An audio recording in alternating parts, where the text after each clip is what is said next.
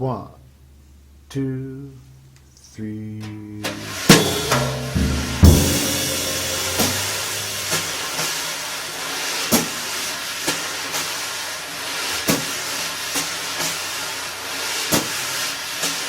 Playing a ballad.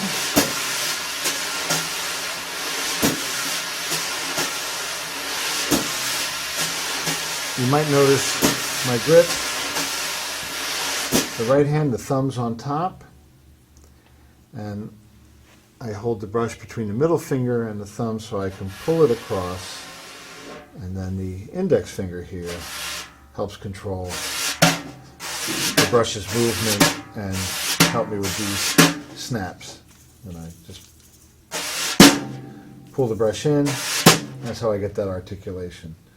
If I were to play match grip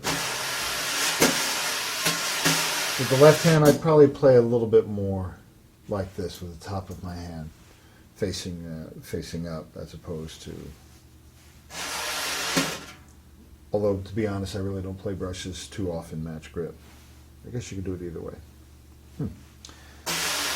Now, playing a ballad, a couple of points. Let's bring the camera down to my left foot on the hi-hat.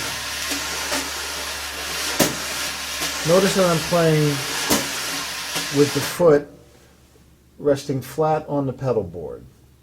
A lot of times when I'm playing with sticks and playing the hi-hat with more energy, I'll bring the heel up. It's just a habit, a way I've played for years. And I like to use the energy and the weight and the mass of the leg. But when you got to play soft, if you were to use your entire leg lifting up and then stepping back down, it's like you're stepping on eggshells.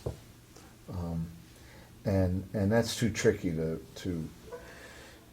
bring the weight down of the leg like that. So you should be comfortable playing with your feet flat on the pedals as well as heel up. I'm not so doctrinaire that you have to do it one way or the other, but I think you should be able to do it both ways. Okay, so now I'm very relaxed. I can play softly with the hi-hat, and we're playing a soft, slow, gentle ballad kind of beat. And when I do fills, to get from one phrase to the next, I like to keep them in this meter. Not just in 4/4, but what I mean is that I don't play something like this. Because what was that? That implied double time. Now, if I want to do that, fine, but I often hear a lot of drummers, particularly less experienced drummers, fill in that sort of double time manner where none of the rest of the music is suggesting anything of the sort. So you have to kind of play to the vibe and the mood and the rhythmic subdivision of the piece.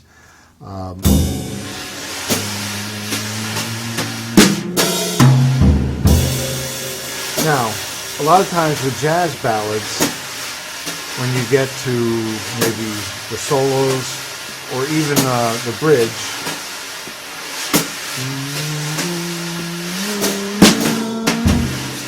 a lot of times you'll play in double time, or what we call a quasi double time. Quasi meaning like part way. So this is full tilt double time. I've doubled up the hands and the hi-hat. There's a couple different ways you can do it. Double the hands, but keep the hi-hat in the old time. 4. 1, 2, 3, 4.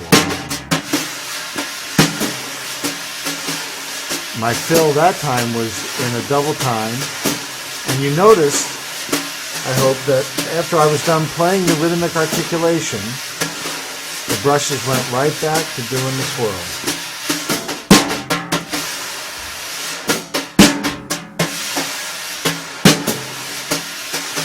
Now, in this double time, or quasi double time feel, I can also do it the other way, where I double up the foot,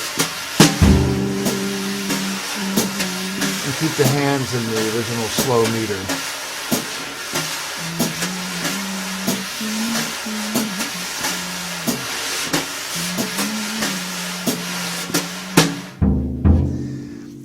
what this does, this gives your playing added depth and dimension. Now the music's getting a little more interesting. We're layering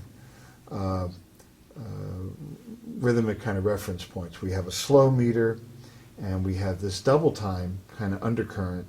The net effect, I think, you want the music to bubble along. Brushes are great for that because you can play smoothly. You can suggest either the double time feel or the slow feel, and yet because of the texture and the volume level, the mood or the vibe coming from the drums is always kind of relaxed, and that's a great bit of rhythmic information, a great message to send to the rest of the band and to your listeners. Okay, we got one more segment coming up. Stay tuned, folks.